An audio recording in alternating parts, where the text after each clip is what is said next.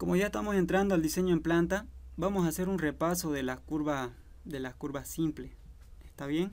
Ya cuando toque aplicar las curvas en el civil, ya nosotros nos demos cuenta qué es lo que estamos haciendo y qué valores estamos introduciendo. Por favor, les recomiendo que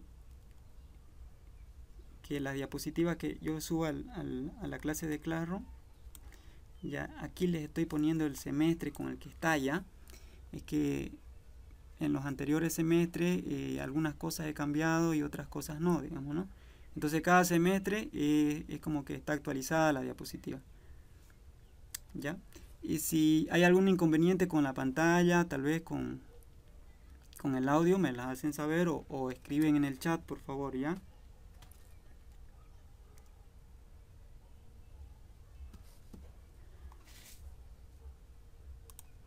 Bien.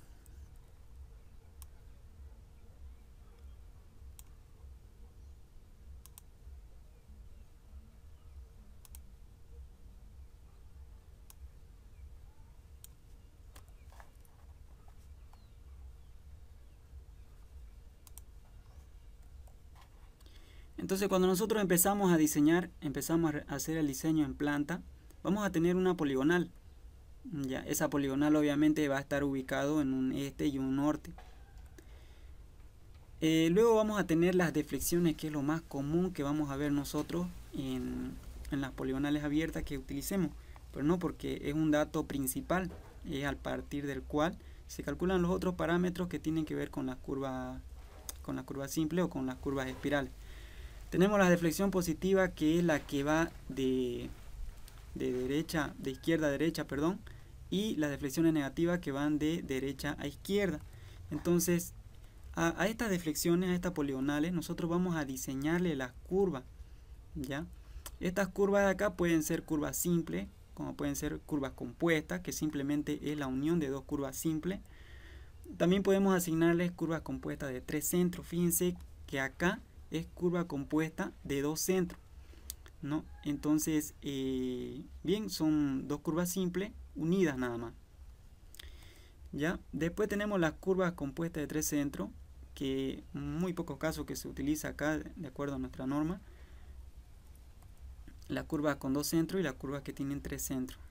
Y la más usada también, que es la espiral o la curva clotoide, que está aquí, que simplemente es la unión de una curva circular con dos espirales, ¿ya? Simétrica, porque esta longitud de espiral es la misma que esta otra longitud de espiral. Tenemos la clotoide asimétrica, que obviamente, como es asimétrica, entonces una de las espirales es distinta a la otra espiral. Y otras más avanzadas, que son las ovoides, que es la unión de una curva simple y con una espiral. También están las ovoides dobles, que aquí no se las coloqué, que son las que ya llevan aquí circular, espiral, circular y otra espiral más encima. ¿Ya? Lo que vamos a ver en este curso a detalle es, bueno, es lo que se avanza en clase pues con el ingeniero, ¿no? Que son estas curvas simples y las curvas espirales o clotoides, que está de acá, que son las simétricas. Y entonces vamos a repasar un poquito. Si nosotros tenemos, por ejemplo, una curva simple, si analizamos en este sentido, entonces vamos a tener los elementos de esa curva. ¿Y cuáles son los elementos? Son los puntos principales que identifican a la curva. Por ejemplo, tenemos el PC, que significa principio de curva, que es este de aquí, el que se muestra en pantalla. Tenemos también el PI, que es el punto de intersección. Tenemos el PT, que significa final de curva, lo puse aquí, que es principio de tangente, ¿no? El nombre correcto. Vamos a corregir esto ahorita.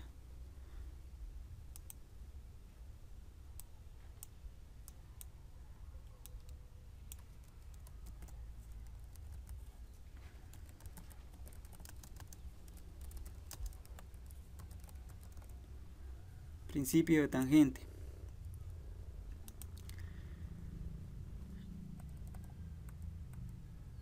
Bien, tenemos también la deflexión que hace un momentito les hablé, deflexión circular. Tenemos la tangente, esa tangente que como es simétrica también en este otro sentido va a ser la misma distancia, la misma t. El desarrollo circular, que simplemente es la longitud que tiene la curva.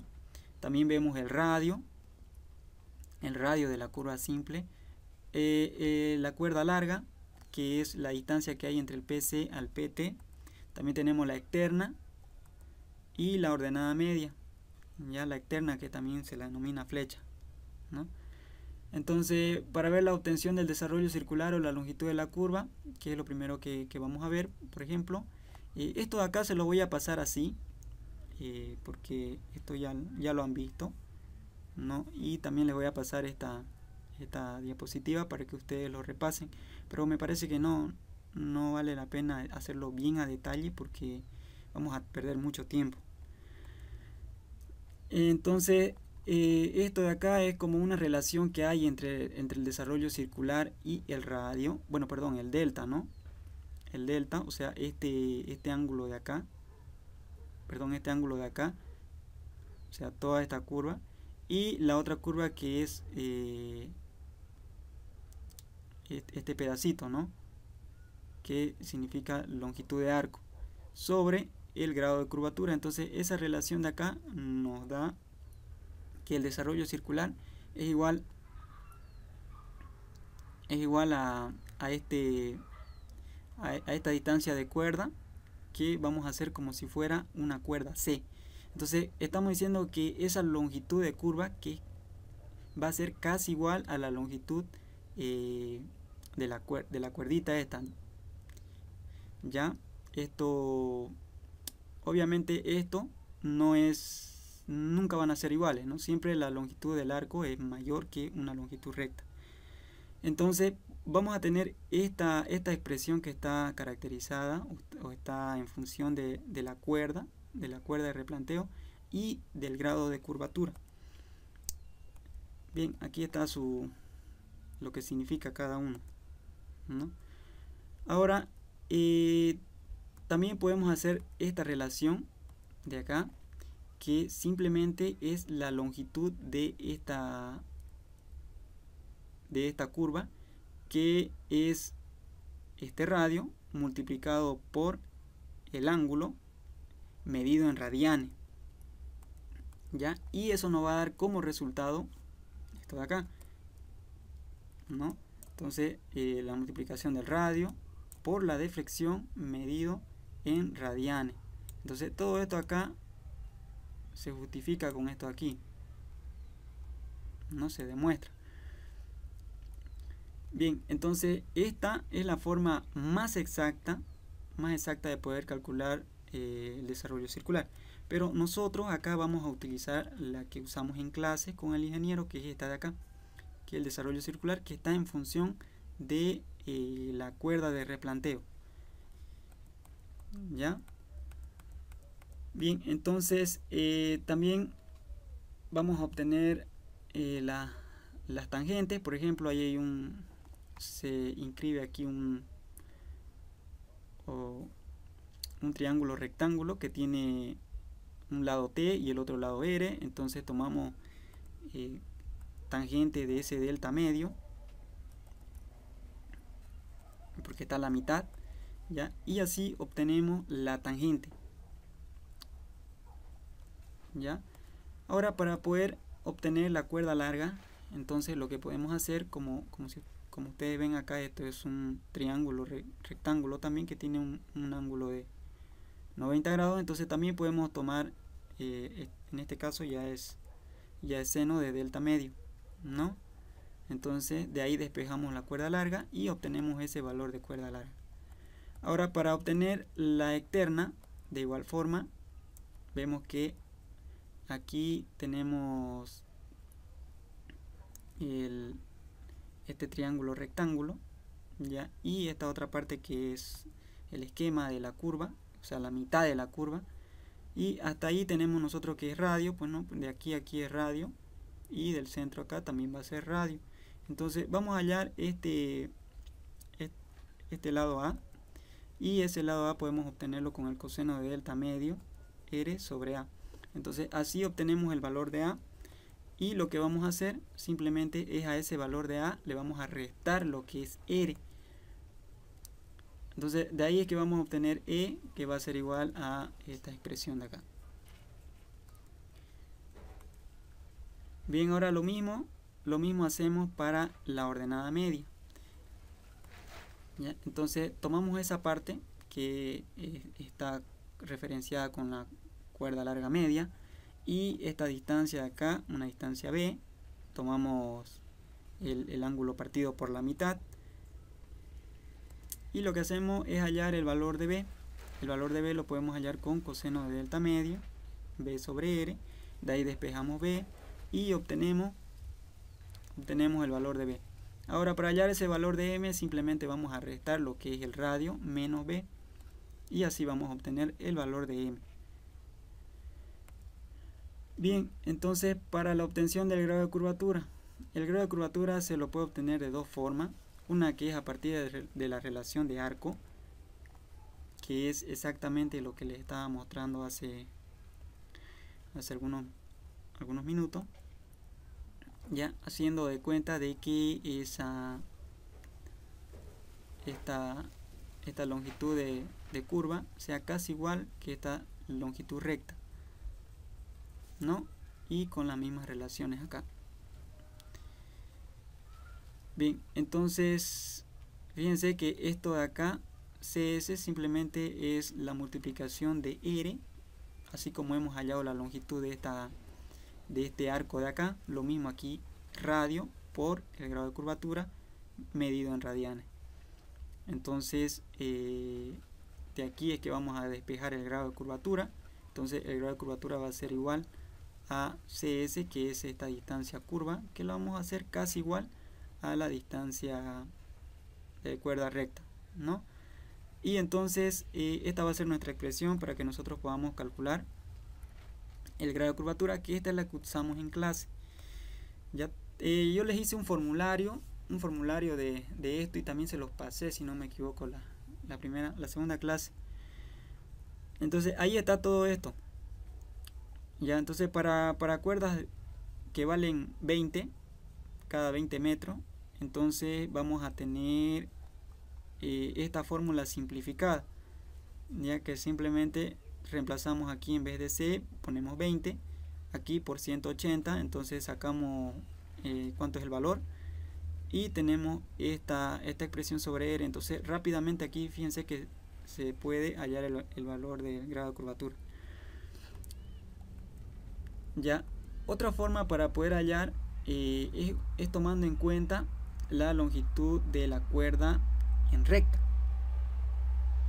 Ya, y entonces ¿cómo podemos hallar eso? Si nosotros hemos particionado una partecita de esa curva y la hemos denominado C, que es la distancia recta, no la distancia curva, entonces podemos dividir esto en un triángulo rectángulo. Podemos inscribir aquí dentro un triángulo rectángulo con C medio, y este C medio simplemente es la cuerda medio. Entonces si sacamos seno del grado de curvatura medio ahora, entonces de ahí es que podemos obtener, ahí está el triángulo rectángulo, de ahí es que podemos obtener el grado de curvatura.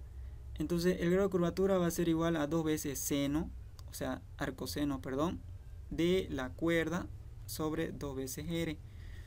Entonces esta fórmula acá no la vamos a usar nosotros porque contiene más error. ¿Ya? Vamos a usar la relación del arco para que nuestras variaciones sean mínimas. ¿Ya? Entonces, de acuerdo a ver, para que se entienda mejor esto, de acuerdo, nosotros para poder hallar las deflexiones, ¿no?, a cada punto, nosotros vamos a dividir este segmento de desarrollo circular o de longitud de la curva, ¿no? Entonces es muy difícil nosotros estimar cuántas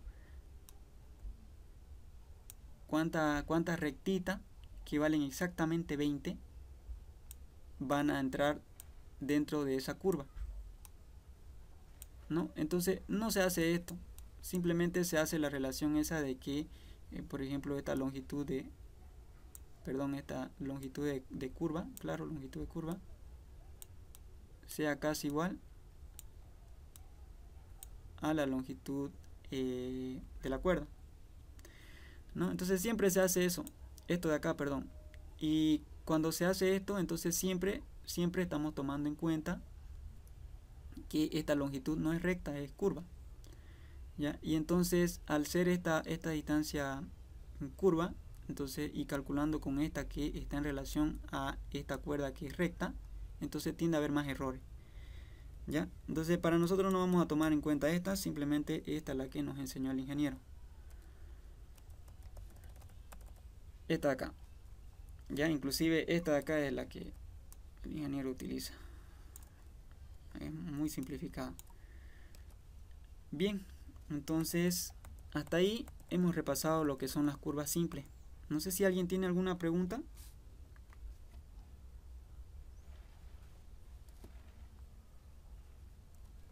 Auxiliar, hay algunos que dicen que quieren entrar, creo. Sí, auxiliar. Ya. ¿Se ha entendido?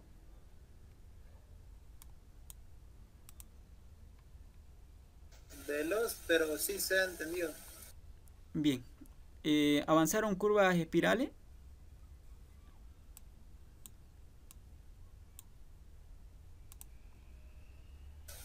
Eso creo que estábamos queriendo avanzar con el docente el otro día hasta que se enojó.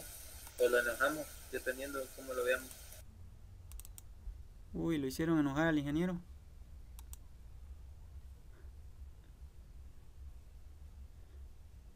Bueno.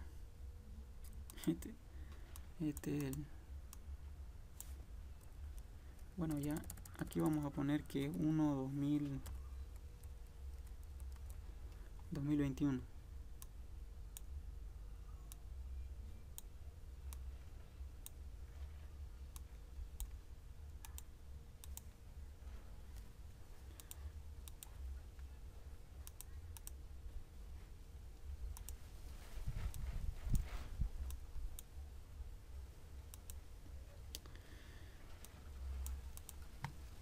Bien, entonces vamos a repasar entonces, o vamos a ver el tema de las espirales. Ya. Y bueno, empecemos, ¿no? Y cuando uno tiene una curva espiral, simplemente es el desfase de una curva simple. Lo vamos a desfasar, o sea que aquí por ejemplo teníamos una curva principal, ¿no? Una curva circular. Entonces lo que se hace es desfasar de esa tangente una cierta distancia. Esa cierta distancia ya más adelante lo vamos a ver. Esta distancia es P, ¿no? Se le denomina P. ¿Ya? Entonces al hacer este desfase, lo que vamos a hacer después es emplazar esta misma tangente que va acá, o sea esta de acá, de una espiral. ¿Ya? Esa espiral que utilizamos nosotros, la más común es la misma, ¿no? La espiral de Cornu, la espiral de Van Leeuwen.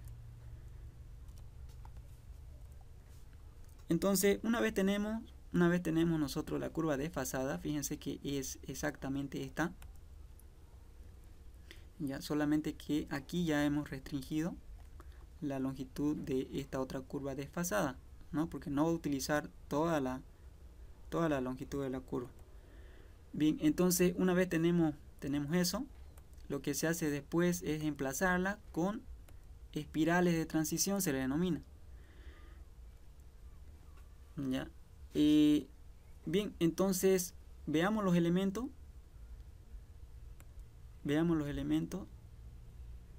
Aquí hay un error. Esto de acá es espiral circular y esto de aquí es circular espiral. Ya, vamos a ver si esto es imagen.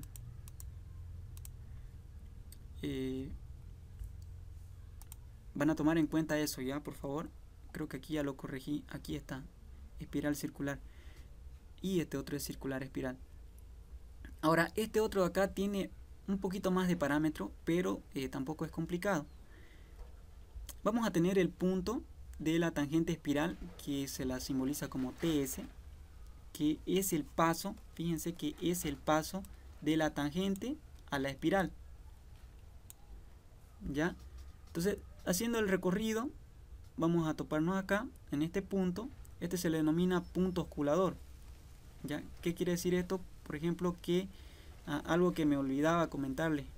Estas espirales, por si acaso, empiezan con un radio que tiende al infinito y terminan en un radio igual a R.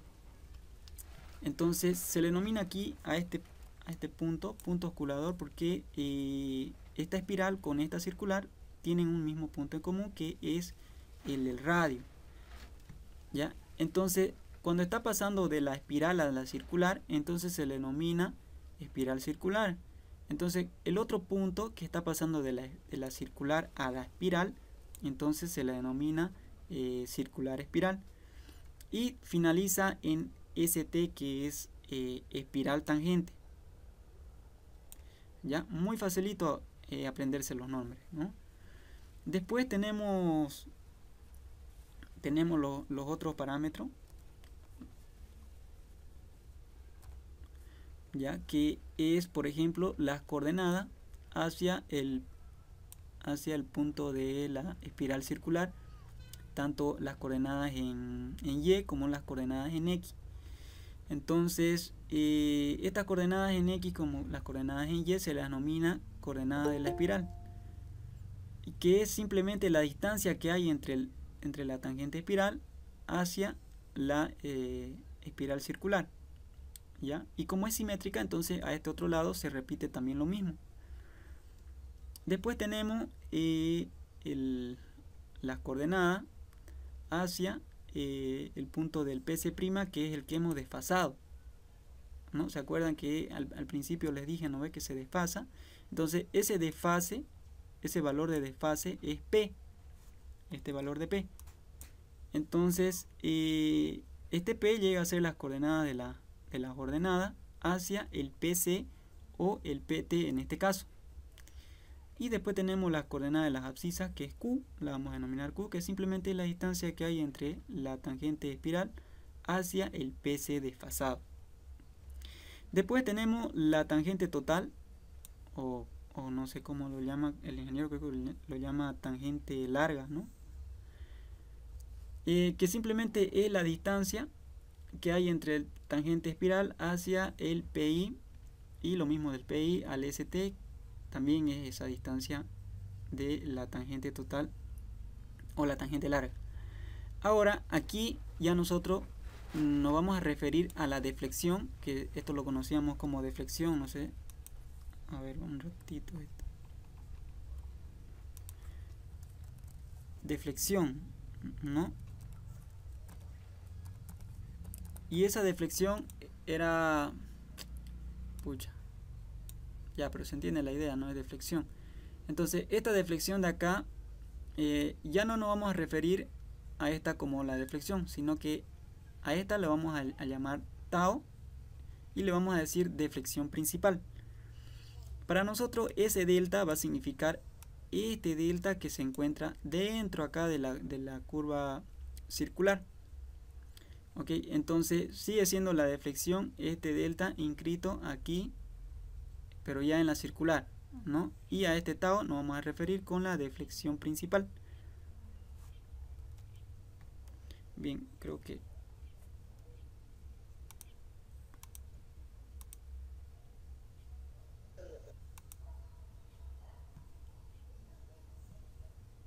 bien, entonces sigamos repasando. Perdón. Sigamos repasando entonces. Para explicar un poquito más acerca de la espiral de Cournot, aquí les comenté o les puse que es una curva de transición cuyo radio instantáneo es lo que les decía, ¿no? Varía de un punto a otro punto. Esto de aquí suena feo. Ahora sí.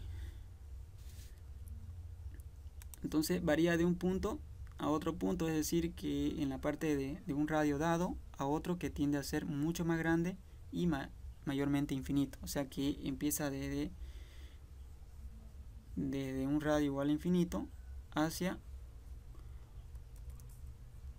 Ahora vamos a ponerlo aquí, desde un radio que tiende al infinito a un radio que nosotros conocemos. Entonces esta es la expresión de esta espiral, que simplemente es esta figura geométrica, ¿no? La función. Y entonces esas espirales nosotros no la vamos a tomar toda completa como ustedes ya han visto, sino que simplemente tomamos una partecita L de esa espiral, y entonces con un R que tiende del infinito hacia un R igual a R, ¿ya? Entonces solamente utilizamos este pedacito para poder emplazarla en las curvas circulares. Entonces, si tomamos en cuenta esto que hemos dicho, entonces si estos pedacitos lo analizamos, vamos a tener estos valores de K, por ejemplo. ¿Y qué es K? K simplemente es la constante de la curva espiral. Esta K en el programa es denominado A, ya que es la constante, les decía, ¿no? Y esta es la función. K al cuadrado es igual a R por LE, que es longitud de espiral. Entonces este K permanece constante, y si nosotros queremos saber cuánto vale el valor de K, el valor de la constante de cada curva, entonces simplemente la raíz cuadrada de esa R por la LE. Entonces aquí las clotoides de grandes parámetros aumentan lentamente su curvatura y por consiguiente son aptas para recorrerla con altas velocidades, ¿no? O sea que si los parámetros estos son grandes, entonces la curva va a ser mucho más amplia, ¿no? Y si utilizamos clotoides pequeñas, por ejemplo de K, entonces al revés, ¿no? Entonces tendemos a utilizar velocidades que tienden a ser menores, ya cuando usamos K pequeñas. Entonces nosotros no vamos a utilizar estos valores de K, no vamos a introducir al programa o los valores de A. O sea, en el programa ahorita les voy a mostrar que podemos introducir estos valores como A, como lo denomina el programa. Y bueno, lo que vamos a utilizar nosotros va a ser la longitud de espiral, o sea, la longitud que tiene esa espiral. Entonces aquí una definición que hace el ingeniero en clase, que si nosotros tenemos, por ejemplo, esta espiral, ¿no? Esto es como en planta, visto así en planta, y aquí le puse como si fuera en perspectiva los radios, para que se pueda entender, ¿no? Entonces aquí el radio está empezando, esta es la tangente, y aquí el radio está empezando con un radio igual a infinito. Entonces empieza el recorrido de la espiral hasta que llega a un radio igual a R, y de ahí empieza la circular, ¿no? Entonces aquí vamos a tener el perfil, que simplemente es el peralte, ¿no? El peralte con giro en el eje. Para que entiendan un poco más a esto, lo del peralte,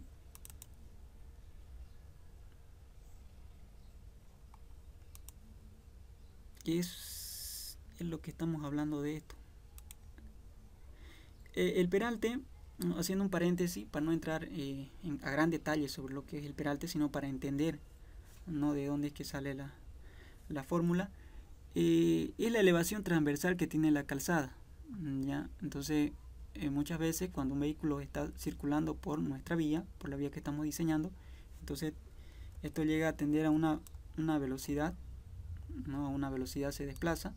Entonces esto va a concentrar una fuerza centrífuga que lo va a botar al vehículo afuera de la curva, ¿no? Entonces para contrarrestar esa fuerza centrífuga, esa fuerza imaginaria pero que en realidad existe, entonces lo que se hace es aumentar o inclinar la calzada, ¿no?, para que pueda contrarrestar esa fuerza. Entonces simplemente es eso, ya llega a un peralte máximo, entonces va disminuyendo hasta que llega al ancho de al bombeo normal de la calzada, y después nuevamente tiende su recorrido, ¿ya? Entonces es como si aquí tenemos un ejemplo. Fíjense que este es espiral circular, ¿no? Entonces aquí está empezando la calzada, y ese perfil que le estoy mostrando es como si estuviera mostrando esto de aquí.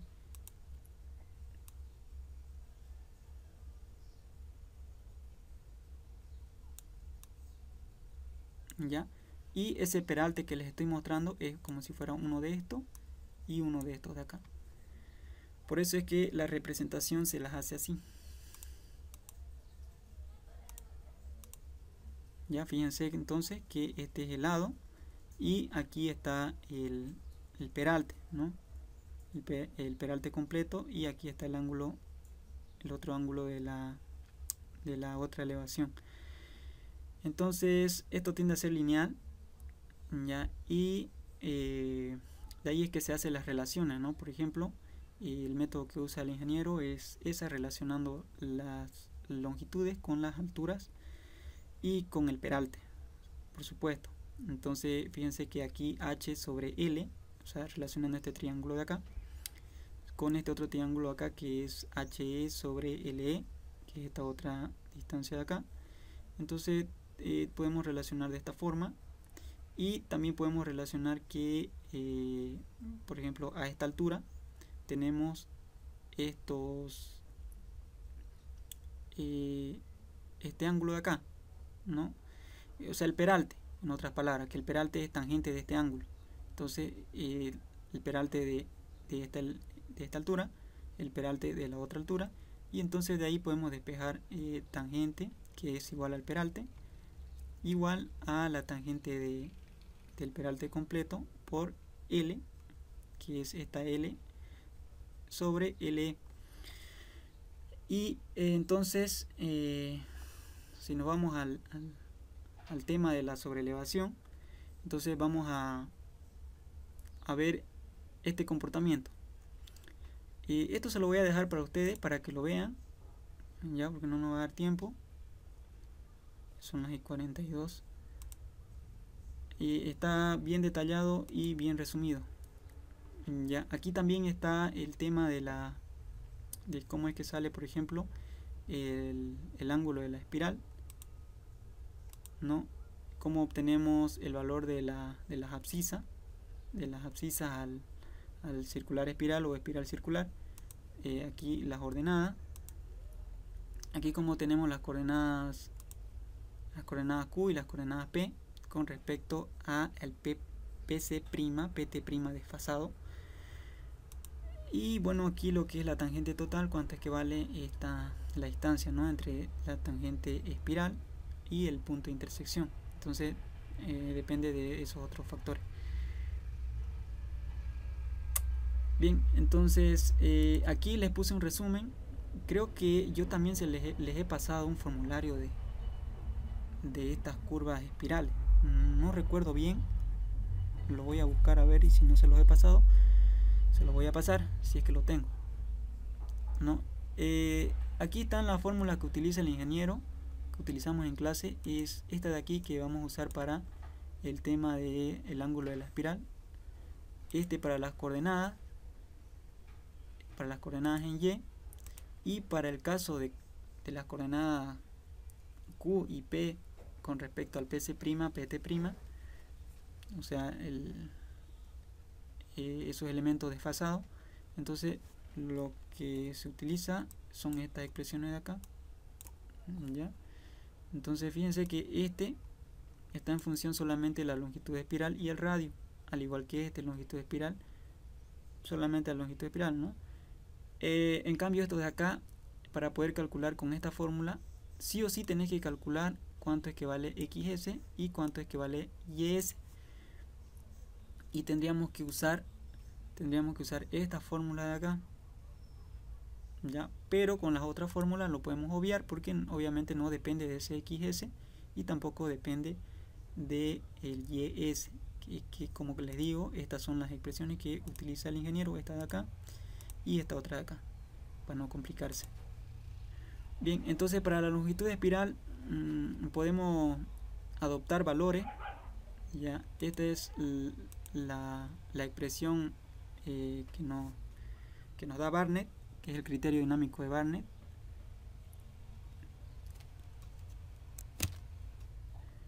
Entonces, ¿qué dice el criterio dinámico de Barnett? Que bueno, está deducido a partir también de lo que son las sobrelevaciones y los peraltes. Entonces es otra deducción que también está en los apuntes del ingeniero para que lo vean. Entonces este B es una aceleración que nosotros podemos optar, que está entre 0,50 a 0,61, y en este caso tomamos el más desfavorable, que está resumido aquí. Entonces cada vez que nosotros queramos estimar la longitud de espiral, vamos a estimar con esta fórmula acá. Es exactamente lo que hace el ingeniero, ¿ya? O sea, a modo que ustedes hagan su proyecto, también van a ir estudiando lo que son las curvas simples, las curvas espirales, para su examen, ¿no? Porque va a ser lo mismo. Entonces también se calcula una longitud de espiral máxima. Esta longitud de espiral máxima está de la siguiente forma. A ver, vamos a ver acá, por ejemplo, cuál es lo máximo que se puede tener de longitud de espiral. Es cuando no exista este desarrollo circular, o sea prácticamente nulo.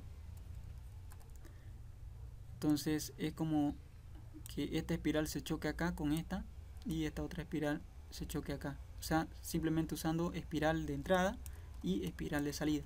Entonces esa longitud sería la longitud máxima. ¿Y cómo se obtiene esa longitud máxima? Entonces está aquí, cuando ese delta, esa deflexión, sea igual a 0, simplemente ese tau va a ser igual a 2 veces el ángulo de la espiral. ¿Qué quiere decir esto? Que nosotros estamos comparando que este ángulo de aquí, o sea, este de aquí, con este otro ángulo de acá, ¿no? Ese para nosotros es θ sub s, ¿no? O el ángulo de la espiral, que creo que no lo coloqué aquí. Entonces, dos veces este ángulo, o sea, este ángulo más este ángulo más este ángulo, nos da el tau, la deflexión principal. Entonces, si esto vale 0, entonces estamos diciendo que simplemente este tau es igual a 2 veces este ángulo de la espiral, bueno, más este ángulo de la espiral, que es 2 veces el ángulo de la espiral, ¿no? Y entonces eso es lo que se trata de hacer acá. Fíjense que todo se limita a lo que ya hemos visto en las curvas simples. La deflexión principal por el radio medido en radianes, ¿no? Por pi sobre 180. Entonces esa va a ser la longitud máxima. Y entonces de ahí nosotros podemos adoptar un valor que esté promediado entre ambos, o simplemente sea 3 veces el L mínimo. Lo que hace el ingeniero, por ejemplo, el ingeniero tabula este valor, el LE mínimo, y entonces esto nos da un cierto valor,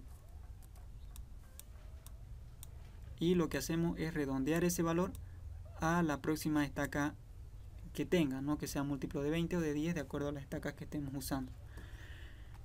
Bien, entonces eso es a lo que quería repasar. Ahora veamos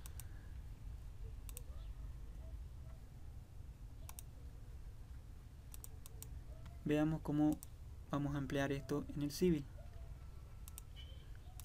Les comenté en la anterior clase que teníamos que buscar una alternativa, quedarnos con una alternativa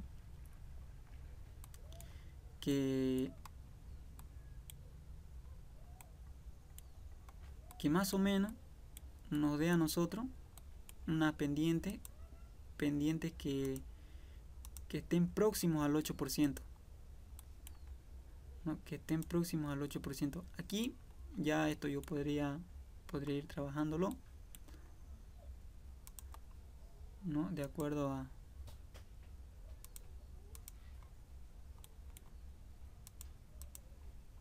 al detalle que vaya haciendo,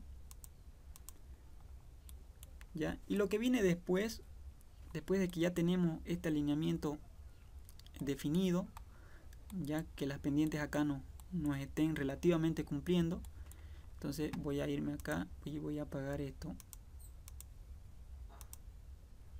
perdón, este no, este de aquí, ya, y ahí tengo el alineamiento. Entonces, ¿qué es lo que tengo que hacer después? Lo que tengo que hacer después es adoptar una velocidad de proyecto, una categoría de la vía, de acuerdo a la topografía que tengo. Pues no, en la anterior clase les hablé de esto, ¿no? De acuerdo a las pendientes que se tenga. Entonces, bueno, veamos la presentación.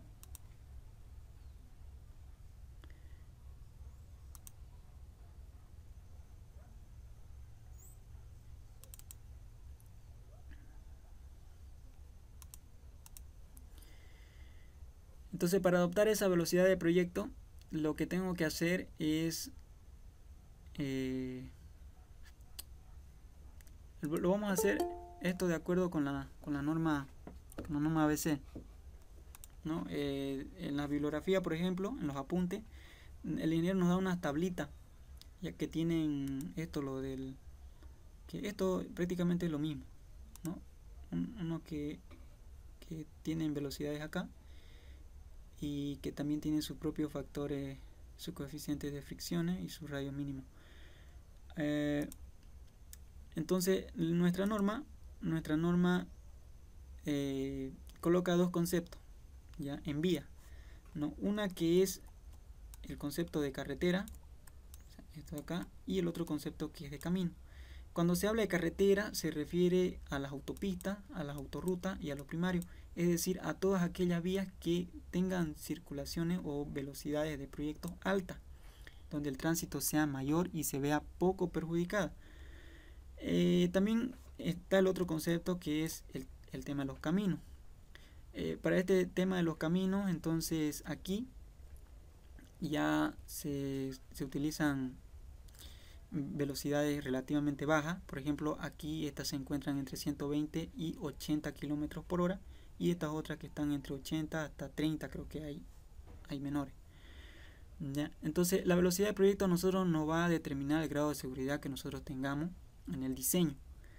¿Ya? Es muy importante adoptar esta velocidad de proyecto, porque esta velocidad de proyecto a nosotros nos va a ayudar a poder definir los parámetros mínimos que se van a utilizar.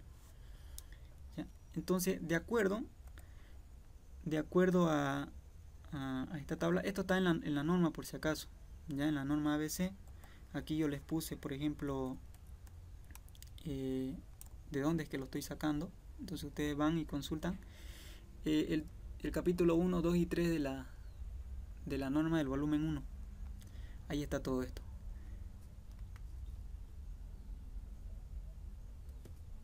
Ya, entonces ¿qué velocidades podría adoptar? ¿Qué velocidades podría adoptar? Como tengo un camino que tiene pendiente muy pronunciada,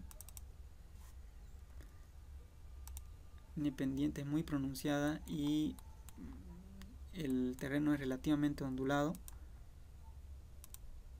montañoso, entonces voy a utilizar por seguridad velocidades bajas.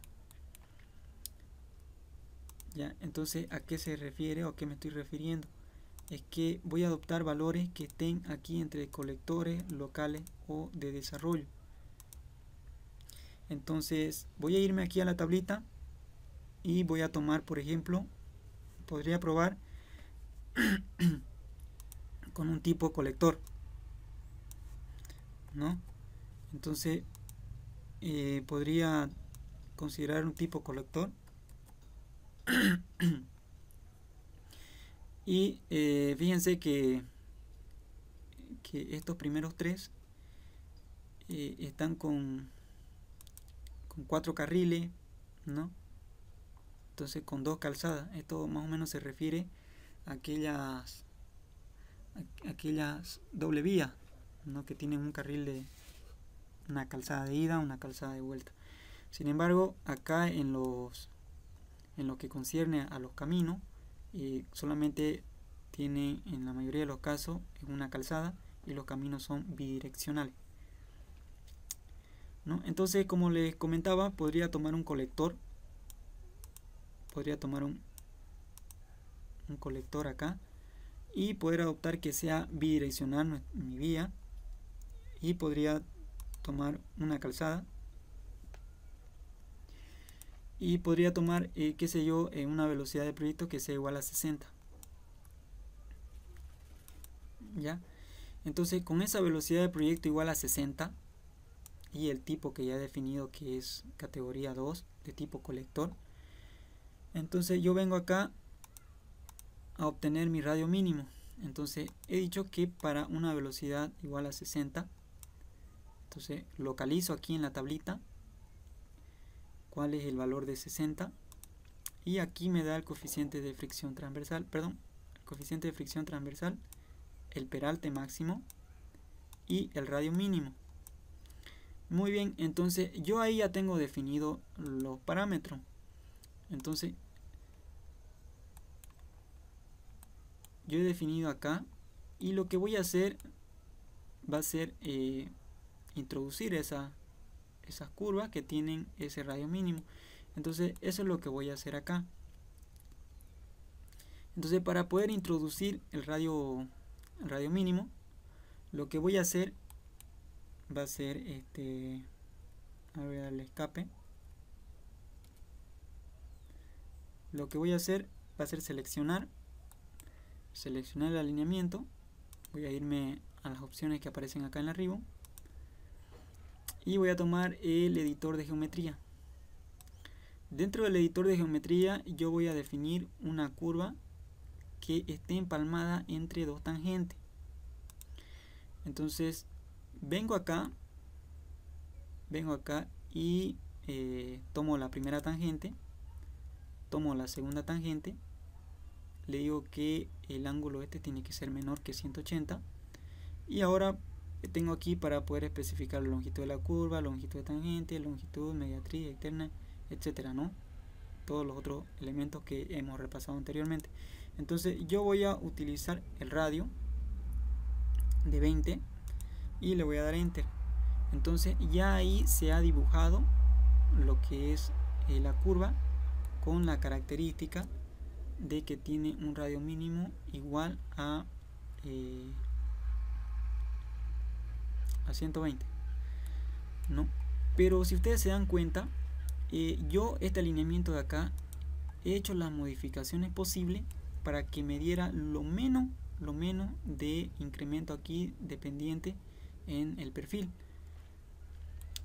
Entonces tengo que tener cuidado de que para esa velocidad que estoy colocando, ese radio pueda contener a todas las tangentes que estoy diseñando.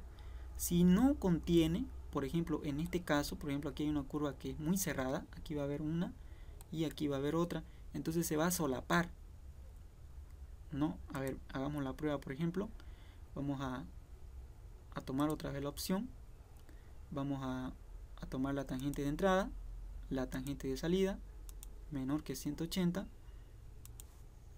120 de ángulo, perdón, de radio, enter, y ya está. Entonces voy a presionar otro enter para terminar y fíjense que aquí ya no va a entrar el otro radio. Entonces, ¿qué quiere decir esto? Que esta decisión que estoy tomando ya no está bien, porque no voy a respetar aquí los radios mínimos, ya, y por tanto la velocidad a la que van a imprimir los vehículos, entonces inclusive sobrepasa la velocidad de proyecto.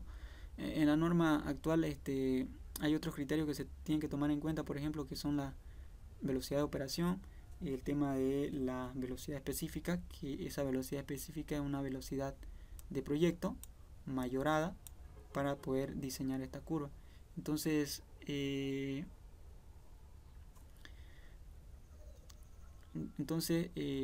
no es correcto esto, ¿ya? Entonces, ¿qué podría hacer? ¿Qué podría hacer yo? Voy a eliminar estas curvas. Voy a venirme acá. Voy a dar enter. Voy a tomar nuevamente la opción. Está aquí y suprimir entidad, otra vez acá, y voy a eliminar la primera curva. Bien, entonces ¿qué podría hacer? Lo que podría hacer entonces es disminuir la velocidad, tal vez trabajar con 40 kilómetros por hora de velocidad de proyecto y tomar estos valores de acá de radio mínimo. Hay otras variables que también se tienen que tomar en cuenta, por ejemplo, que es el vehículo tipo. El vehículo tipo nos va a dar el radio de giro máximo a la que un camión o un vehículo puede darse la vuelta, pues no quede trancado en la curva. Entonces esos factores no lo vamos a considerar porque el proyecto nos va a hacer muy largo y muy extenso y no lo vamos a poder terminar. ¿Ya? Entonces lo que podemos hacer aquí es tomar una velocidad de proyecto que sea igual a los 40 kilómetros por hora y ver si este radio mínimo corresponde pues al trazado que estoy haciendo. Y eso es lo que vamos a hacer a continuación. ¿Ya? Una forma más fácil de poder hacer todo esto es teniendo una polilínea acá, ¿no? Ahora vamos a ver si tengo una polilínea acá. No.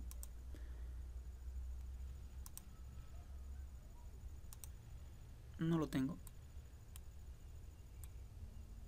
Ya, ni modo.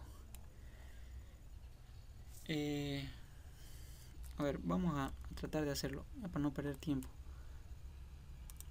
Voy a dibujar aquí una circunferencia que me marque aquí el camino. O a ver, para no complicarnos más, vamos a dibujar una polilínea. Entonces PL desde este punto hacia este punto, hacia este punto,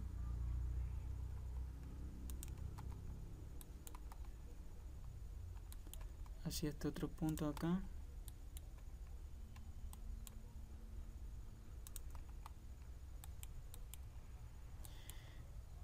no sé si alguien tiene alguna consulta mientras vaya haciendo esto, puede ir comentándola o escribiendo por el chat si gustan.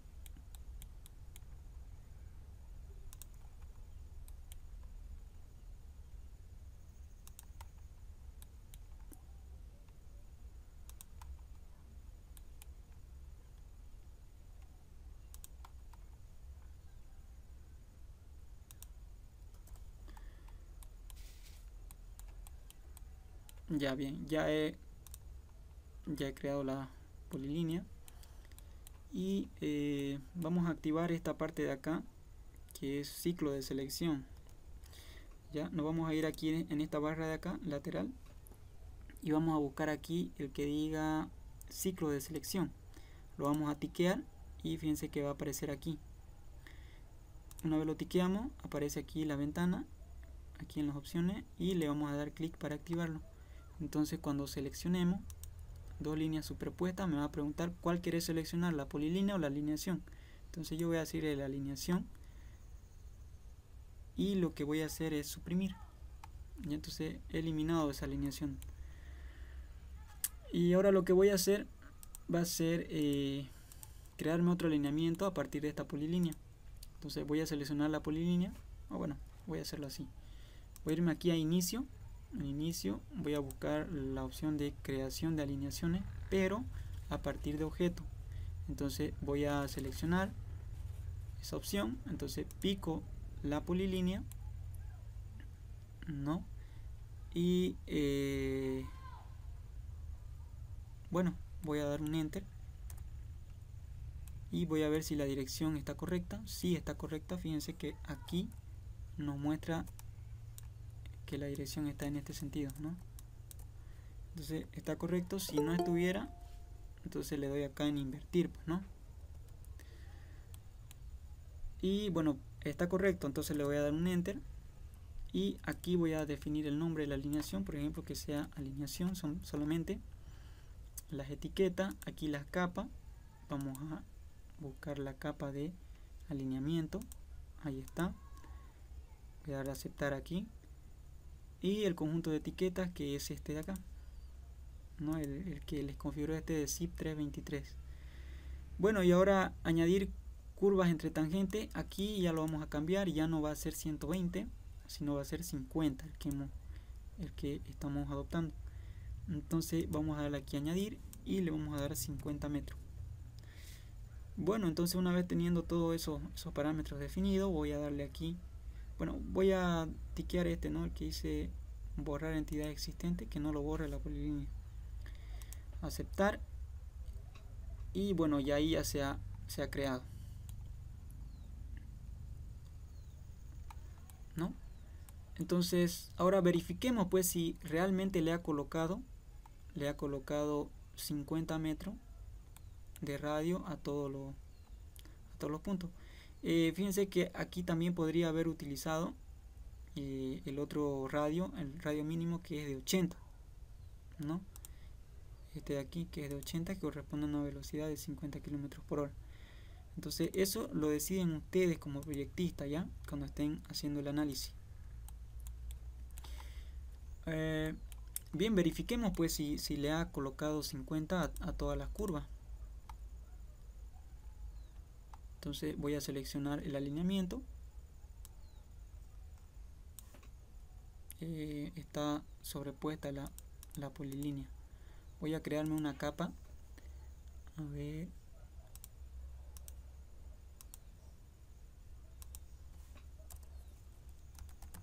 Voy a poner alternativa 1, le voy a colocar a ese. Bien, voy a cerrar esto y a esa. Ahora sí me ha seleccionado el alineamiento. Esta la polilínea, la voy a designar a la capa de alternativa 1 y la voy a apagar para que no tenga problemas. Ahora sí. Ahora voy a seleccionar el alineamiento aquí.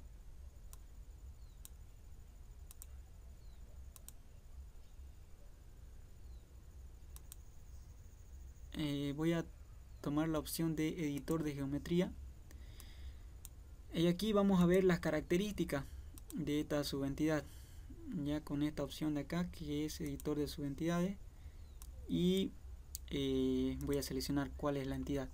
Entonces la primera curva, fíjense, entonces tiene un radio de 50 metros. Vamos a ver la otra. Fíjense que aquí no le ha asignado, ¿no? Fíjense que el radio está 50, perdón, está 34.041 y debería ser 50. Entonces hay que tener cuidado en eso. Y aquí vamos a seleccionar la siguiente, iguales con lo mismo, ¿no? Entonces aquí vamos a colocar 50. Ya vamos a pasar a la siguiente, que es 34. De igual forma, fíjense que no les ha asignado los 50 que le hemos definido. Entonces para la siguiente también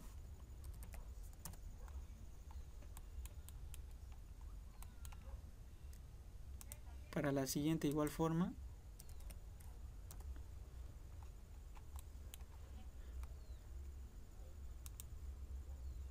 Y así vamos a ir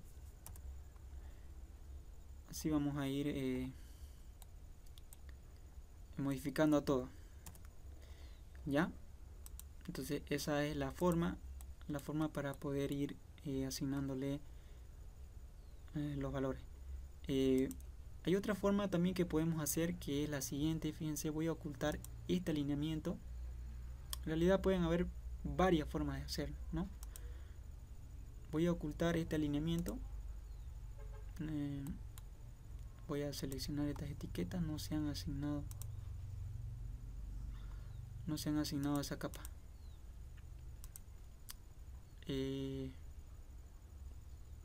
Alineamiento, ahora sí. Voy a encender la polilínea. Entonces otra forma de poder hacer eso mismo, o sea, cualquiera de las formas pueden usarlo ustedes, es crearse un alineamiento de esta forma. Entonces este ya lo voy a cambiar de nombre y hacer alineación 2. Aquí lo voy a dejar en capa 0 para que no se chipe con el otro, y cada vez que pueda encender o apagar una puede aparecer, ¿no? Sin ningún problema. Entonces las etiquetas las voy a dejar así y le voy a dar a aceptar y me va a aparecer el editor de geometría. Entonces aquí en el editor de geometría voy a irme a la primera opción y en la primera opción voy a configurar qué es lo que quiero colocar. Entonces podría dejarlo ahí en clotoide. No voy a usar longitudes espirales, o sea, son 0, solamente está el radio. Y le puedo decir a este que me cree radios de 50 metros. Entonces le doy a aceptar y ahora voy a la misma opción y tomo tangente con curva. Entonces una vez tomo esa opción ya me carga el comando y puedo ir dibujando. Entonces fíjense que puedo ir ahí ya configurando las curvas, y aquí sí ya lo está haciendo respetar, ¿no?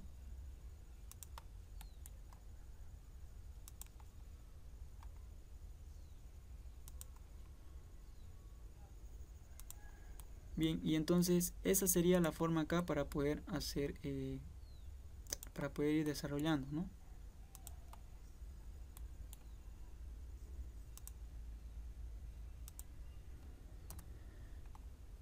Bien, entonces bueno, se borró el perfil. Cada perfil está ligado a un alineamiento, ¿no? Y si me voy aquí al prospector, en la parte de alineaciones contra el eje, con el eje, perdón, aquí tengo alineación 1 y alineación 2, pues no, la alineación 1 está oculta, pero lo puedo volver a activar y sale ahí, ¿no? Pero solamente tengo que trabajar con una alineación, ya eso tengan en cuenta.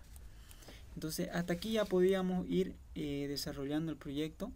Una vez terminemos con la parte del diseño en perfil, vamos a presentar la primera parte, ¿ya? Y la segunda parte lo vamos a dejar aquello que es relacionado a cortes de movimientos de tierra, secciones transversales y obras lineales.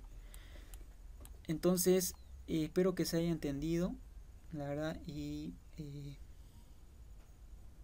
tengo una clase enseguida y tengo que asistir. Lo vamos a dejar aquí, por favor. Ya no sé si alguien tuviera alguna pregunta. La próxima clase vamos a ver todos estos parámetros que hemos visto ya, el PC, por ejemplo, el PT acá. Vamos a ver los parámetros del radio mínimo, vamos a ver esos valores, ya, y también vamos a meterle lo que son las espirales. Ya, hasta aquí, por favor, vayamos haciendo el proyecto.